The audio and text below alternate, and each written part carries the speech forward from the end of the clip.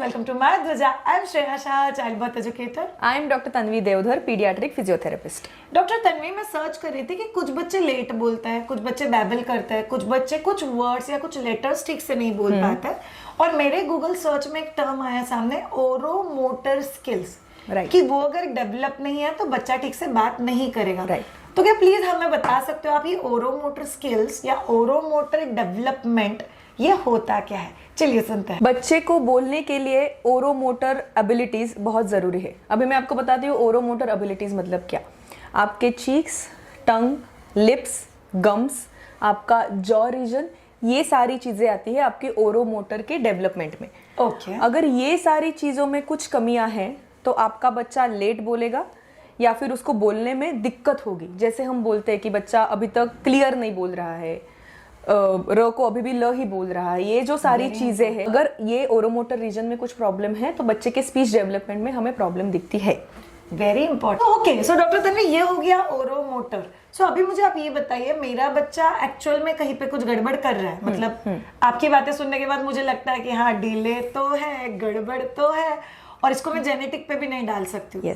तो as a mother क्या हम लोग कुछ चीजें घर पे कर सकता है जो हमारे बच्चे के क्लियर स्पीच में हेल्प करेगा? ऐसी कुछ चीजें हैं जो आप होम रेमेडी के तौर सकते हो, उसको ट्राई कर सकते हो और देख सकते हो कि आपके बच्चे के स्पीच में इंप्रूवमेंट आ रही है या नहीं। ठीक है, पहले जिसको हम बोलते हैं कि हमें थोड़ा माउथ के रीजन का बच्चे में अवेयरनेस क्रिएट करना है। ओके, तो उसके लिए मैं मेरा फिंगर यूज कर रही हूँ बच्चे के चीक्स के रीजन पे, चिन के नीचे और लिप्स के ऊपर। आपको डीप प्रेशर हल्के से देके क्लॉकवाइज या फिर एंटी क्लॉकवाइज आपको मोशंस करने हैं। You can do it 10 times 15 times. दोनों साइड में रहेंगे, नीचे के एरिया में रहेंगे और ऊपर के भी एरिया में रहेंगे। इसमें क्या होता है, बच्चे का oro sensory peri oral awareness, mouth के बाहर का अवेयरनेस डेवलप होने में बहुत हेल्प होता है। उसके बाद आप एक हैंकी ले सकते हो और हैंकी को मुंह में डाल के चिक्स के अंदर जाके, जैसे मैं बता रही हूँ, चिक्स के अंदर जाके you can actually rotate inside of your cheeks. तो मैं ये वाला हिस्सा अंदर से रोटेट करें? Yes, fair enough. आप उनके गम्स पर, जैसे कि अराउंड 1 साल के, नाखून कट किए हुए होने चाहिए, नाखून में कुछ भी गंदा नहीं होना चाहिए, और जो कपड़ा आप लोग यूज कर रहे हो, इधर इट्स अ मल क्लॉथ और a soft cotton which is properly washed, या तो फिर जैसे डॉक्टर तन्वी ने पहले वाले वीडियो में बताया था, use gauze bandage and then use it for internal massage. Okay, next. Second thing is आप उनके टंग के मूवमेंट पे वर्क कर सकते हो। बहुत बार ऐसे होता है कि उनकी टंग आगे नहीं आ सकती, उनकी टंग ऊपर पैलेट को टच नहीं कर सकती, उसके भी वजह से उनका स्पीच अफेक्ट हो सकता है। ओके, सो अगेन हैंकी हमको हाथ में लेना है और टंग के ऊपर से middle portion to outer portion से आपको डीप प्रेशर देके उसको मसाज, जैसे हम स्पूनिंग जैसे करते हैं, डू दिस, वैसे मसाज करना है। या सो उससे क्या होता है, एक तो टंग इलॉन्गेशन में फायदा होता है, टंग के ऊपर एक लेयर रहता है जिसको हम फेशिया बोलते हैं, तो वो फेशिया स्ट्रेचिंग में भी उसको फायदा होता है, बच्चे को हेल्प करता है स्पीच प्रोडक्शन के लिए।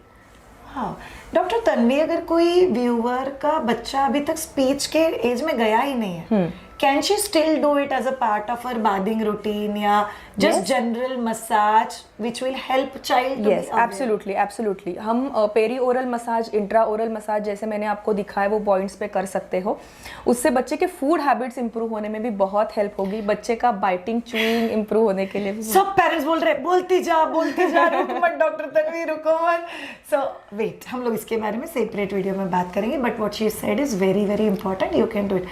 Doctor Tanvi, as a mother मुझे कभी पता चलेगा कि ये सिचुएशन अभी होम रेमेडी का नहीं है, मुझे एक बार पीडियाट्रिक फिजियोथेरेपिस्ट को मिलने की जरूरत है या उनसे समझने की जरूरत है कि श्रेया देखो, आपको ये चीजें अंडर फिजियोथेरेपिस्ट करनी है और ये चीजें आपको घर पे करनी है, तो वो क्या चीजें? जैसे कि स्पीच के हर एक माइलस्टोन्स रहते हैं। अराउंड 5 to 6 मंथ्स हमारा बेबी कूइंग स्टार्ट करता है, दैट इज वो अलग अलग आवाजें निकालता है। Around 9 to 10 months they start babbling, बब्बा, मम्मा। Again that is very inappropriate and not pertaining to special, कि मम्मा को देख के मम्मा बोलेंगे, ऐसे नहीं है, बट दे स्टार्ट बैबलिंग, कुछ भी बोलते हैं वो। उसके बाद 1 ईयर के बाद around 14 months 15 months they start saying 4 to 5 words, मम्मा, दादा, बाबा, काका, ऐसे वर्ड्स बोलना स्टार्ट करते हैं, usually which are simple, usually which are simple monosyllables. Right. And अगर यही फेज आपका 3 या 4 महीने के बाद भी चलता रहा, दैट इज अराउंड 18 मंथ्स या 24 लाइक 2 years तक भी बच्चा वही स्टेज पे है, so that is a concerning sign wherein you have to visit a speech therapist और अ पीडियाट्रिशियन। ओके यहाँ पे पीडियाट्रिक फिजियोथेरेपिस्ट का रोल कहाँ पे आएगा? I tell you, there are lot of people जो बैबलिंग को स्पीच थेरेपिस्ट के पास लेके जाते हैं। It's not needed. बैबलिंग भी जरूरी है। डॉक्टर तन्वी ने कहीं पे ऐसा नहीं बोला कि आपका बच्चा बैबलिंग करता है मतलब कुछ गलत है, वो नीडेड है, स्टेप बाय स्टेप बच्चा आगे जाता है। बट यस, अगर 18 महीने तक भी बच्चा 2 वर्ड नहीं बोल रहा है विच आर मीनिंगफुल, मम्मा दे दो, ये दोनों वर्ड में मीनिंग है, तो 2 मीनिंगफुल वर्ड यूजुअली बच्चा 18 महीने के आसपास या 19 मंथ्स के आसपास बोल सकता है।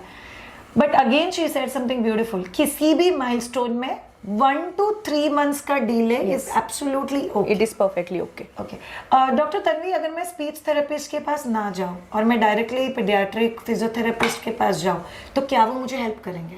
अगर आपके बच्चे के स्पीच का रीजन कोई ओरोमोटर इशू है, जैसे कि उसके जॉ मूवमेंट रेस्ट्रिक्टेड है, टंग मूवमेंट्स रेस्ट्रिक्टेड है, इंट्रा ओरल और पेरी ओरल अवेयरनेस के इश्यूज है, तो वो पीडियाट्रिक फिजियोथेरेपिस्ट टैकल कर सकती है। लेकिन उसके बाद का जो ट्रेनिंग आता है that needs to be done by speech therapist. Very important. तो अगर मैं आपके पास आती हूँ तो आप मुझे गाइड भी करोगे कि आपको Yes. कभी स्पीच थेरेपिस्ट के Yes, पास जाना है? absolutely. This is very crucial all of you.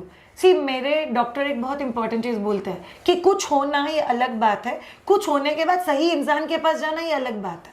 So as a mother you should be aware about both the things, कि कभी दादी को पूछना है, कभी दूर के रिलेटिव को पूछना है, कभी पीडियाट्रिशियन को पूछना है, कभी डेवलपमेंटल पीडियाट्रिशियन को पूछना है, और कभी आपको पीडियो फिजियोथेरेपिस्ट की जरूरत पड़ सकती है।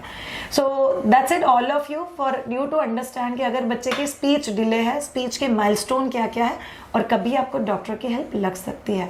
डॉक्टर, एक लास्ट क्वेश्चन, से मेरे बच्चे को बात करना ही नहीं आता, जैसे हम लोग बोलते हैं कि my child might not be able to speak for rest of the life. Okay, अगर ऐसा किसी के केस में जो बहुत बचपन में नहीं पता चल सकता, बराबर, तो कौन सी स्टेज में a parent need to be concern कि मेरा बच्चा अभी तो कोई भी आवाज नहीं निकाल रहा है? सो जैसे आपने बोला, एक तो पहले 2 साल के एज में हमें देखना है कि जैसे पहले ही मैंने बोला है कि 2 साल के एज में बच्चा आवाज़ भी नहीं निकाल रहा है, तो दैट इज़ कंसर्निंग। और तभी instead of going to a speech therapist I would prefer you go to a paediatric neurologist, क्योंकि बहुत सारे केसेस में अंडरलाइंग न्यूरोलॉजिकल अफेक्शन रहता है जो हमें रूल आउट करना है, तो हमारा एक direction of therapy, direction of treatment clear हो जाता है। Does your child need any medical intervention और it is only speech? If the child is not talking then there are different ways कि हम पिक्चर इमेजेस दिखा के बच्चों को स्पीच सिखा सकते हैं, साइन लैंग्वेजेस रहती है, या फिर AAC करके एक नया अप्रोच आजकल हम बहुत देखते हैं स्पीच थेरेपिस्ट के बीच में, वहाँ पे जो they use lot of equipments जैसे iPad है, लैपटॉप है, and that's how sign language से वो बच्चों से बात करा के लेते हैं। ऑल ऑफ यू अंडरस्टैंड मैंने ये क्वेश्चन क्यों पूछा? एक तो इनका स्पेशलाइजेशन है, हम लोग पीडियाट्रिक फिजियो बोले जा रहे हैं, but her specialisation is paediatric neuro. ये बोलने का बहुत इंपॉर्टेंस ये था कि मेरा बच्चा नहीं बोल रहा है मतलब क्या मेरा बच्चा गूंगा है क्या? नो, हम जब ये एक्सट्रीम के बारे में सोचते हैं, इट स्ट्रेसेस अस आउट। इन्होंने क्या बोला? It can be as simple as कुछ इंटरनल इन्फेक्शन है, it can be as simple as कुछ इंटरनल थेरेपेटिक अप्रोच की जरूरत है। So understand, paediatric neurologist, it's not like बच्चे के दिमाग में गड़बड़ इसलिए जाना है, राइट? बच्चे के दिमाग में कुछ हिस्से अप्रोप्रिएटली काम नहीं कर रहे हैं इसलिए भी जाना पड़ सकता है।